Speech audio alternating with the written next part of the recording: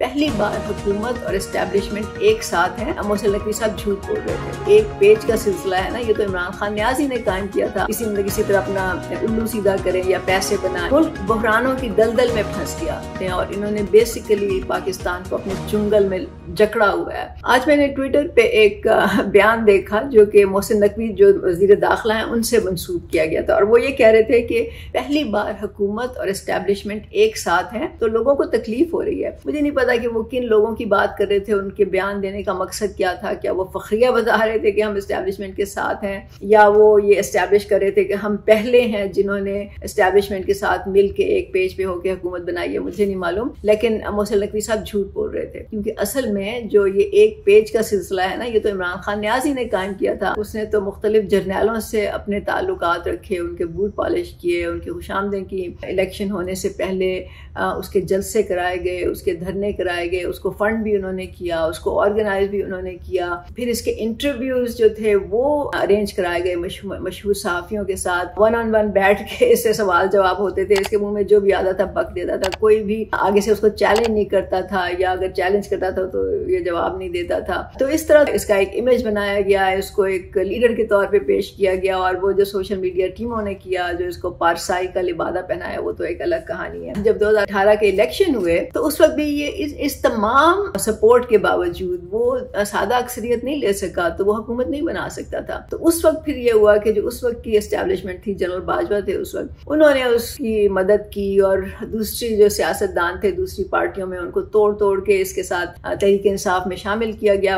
यहाँ पे तो सियासतदान पहले से ही तैयार होते हैं कि वो किसी तरह अपना उल्लू सीधा करें या पैसे बनाएं। वो हर वक्त अपना ज़मीर बेचने को तैयार होते हैं। इस तरह के लोग मिल गए इनको, और इसी तरह से फिर इन्होंने छोटी पार्टियों के साथ इसके इल्हाक कराए गए, और इस तरह तो इसकी हुकूमत बनी और इसको वज़ीर आज़म की कुर्सी पे बिठाया गया। अब इमरान खान उस वक्त जनरल बाजवा की जमहूरियत पसंदी के, उनकी आला ज़रफ़ी के कसीदे पढ़ते थे, उसके लिए ऐलान करते थे, जलसों में खड़े होकर इन्होंने उनकी तारीफें की। असल में वही एक पेज था। फिर एक वक्त ऐसा आया कि इमरान खान वो जो वज़ीर आज़म की कुर्सी थी ना, उसको वो बादशाहत का तख्त समझने लगे। अब पाकिस्तान में एक रवायत है कि जो अमरीयत होती है वो तकरीबन 10 साल तक कायम रहती है, उसके बाद लोग उठ जाते हैं या वो खत्म हो जाती है। तो इमरान खान ये ख्वाब देखने लगे कि वो 10 साल तक वज़ीर आज़म की कुर्सी पर बैठेंगे, एक पेज पर रहेंगे, और उसके बाद वो अपना कदम इतनी मजबूती से जमा लेंगे कि उनको हटाना भी मुश्किल हो जाएगा, तो फिर वो बादशाह बन जाएंगे। अब ये उनकी किस्मत थी या उनकी नाअहली थी कि ऐसा नहीं हो सका। उनका ये ख्वाब टूट गया, उनको निकाला गया। उसके पीछे भी एक और कहानी है जिसकी हम बात नहीं करते अभी इस वक्त। लेकिन क्योंकि इमरान खान बहुत ही खुद पसंद और अनापरस्त इंसान है, तो उनकी अना को इतनी ठेस लगी कि उन्होंने गुस्से में आके ऐसे कदम उठाए, ऐसा तूफान बदतमीजी बर्पा किया कि मुल्क बहरानों की दलदल में फंस गया। मतलब यहाँ पे सियासी अदम इस्तेकाम हुआ, मुआशी अदम इस्तेकाम हुआ, समाजी अदम इस्तेकाम हुआ, और समझ नहीं आ रही थी कि इससे हम कैसे निकलेंगे। और फिर पीटीआई वालों ने शोर मचा दिया कि पाकिस्तान डिफॉल्ट करने वाला है, पाकिस्तान की जो स्टैंडिंग थी दुनिया में वो नीचे गिर गई। और ये लोग खुश हो रहे थे, इनका ख्याल था कि ये करेंगे तो फिर इमरान खान जो है उसको वापस में बहालत मजबूरी उसको फिर दोबारा से तख्ते वज़ीर आज़म पे बिठाया जाएगा। लेकिन वो जाहिर है कि ऐसा नहीं हुआ। इस वक्त जो भी कुछ हो रहा है ना, इसने जो किया उस वक्त, मतलब इसने जो इक़दामात उठाए, जिस तरह से इसने अदारों को बदनाम किया, दुश्मन तराजी की, ये उसका रद्द अमल है, उसका रिएक्शन है।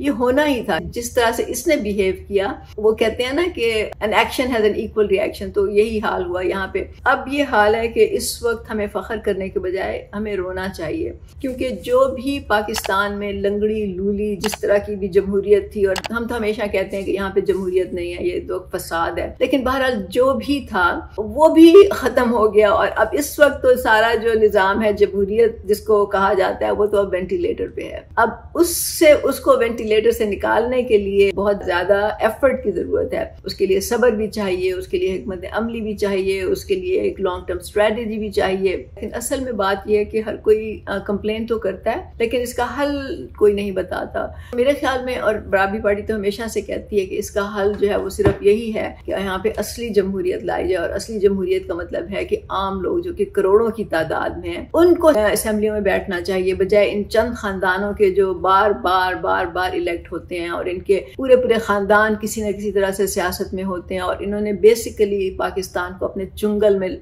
जकड़ा हुआ है। जब तक उससे नहीं छुटकारा मिलेगा तब तक तो हम नहीं समझते कि कुछ हो सकता है। तो इस वक्त एक बड़ी नजरियाती पार्टी की जरूरत है जो करोड़ों लोग जिसमें शामिल हों, जो उनकी नुमाइंदगी करे, उनकी आवाज बने, उनको रिप्रेजेंट करे, वही लोग इस पार्टी को ऑन करें, वही लोग इस पार्टी को चलाएं। और ऐसी एक पार्टी, सिर्फ एक पार्टी पाकिस्तान में मौजूद है जो कि बराबरी पार्टी पाकिस्तान है, जिसके चेयरमैन जवाद अहमद है। अगर आपका ताल्लुक आम लोगों के तबके से है और आप समझते हैं कि इस वक्त आपको कुछ करना चाहिए या आपकी कुछ जिम्मेदारी बनती है, जो कि मैं समझती हूँ कि हर पाकिस्तानी की जिम्मेदारी बनती है, तो फिर आपको बराबरी पार्टी पाकिस्तान से राब्ता करना चाहिए, हमसे बातचीत करनी चाहिए। और फिर अगर आप कन्विंस होते हैं तो फिर आप इस पार्टी में शामिल हों और पाकिस्तान के लिए और अपने खुद के लिए जद्दोजहद करें। इस निज़ाम को हमने ठीक करना है ताकि ये आम लोगों का निज़ाम हो, आम लोगों को रिप्रेजेंट करे और आम लोगों के मसले जो है वो हल कर सके।